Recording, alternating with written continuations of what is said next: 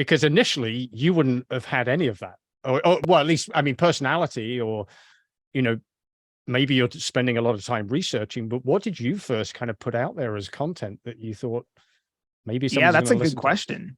Yeah, that's a really good question. Oh, let me mute this. I had been spending a lot of time researching real estate and listening to the Bigger Pockets podcast. And a lot of the stuff that they talk about wasn't really transferable to Canadian real estate. So I just started talking about, like, if you watch a lot of Canadian real estate investing, a lot of it is just like, oh yeah, buy this condo and then in 5 years the price will be higher, right?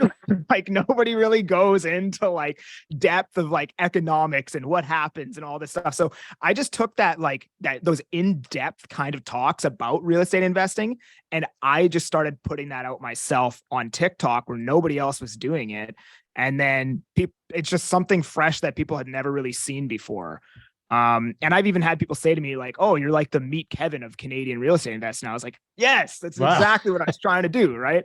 So not that I want to be Meet Kevin, but it's just it's a fresh and different perspective is what I was just trying to bring. And because I had spent so many hours into researching this stuff, people could tell that I knew what I was talking about.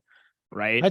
And that's interesting that you did that, because I would imagine as well, you probably interpreted it your way and just put yourself right in front of a camera and said, this is how I'm seeing it. And that 100%, probably that authenticity was also what came through, that people started to go, hey, he's just a guy like me. He used to be a plumber.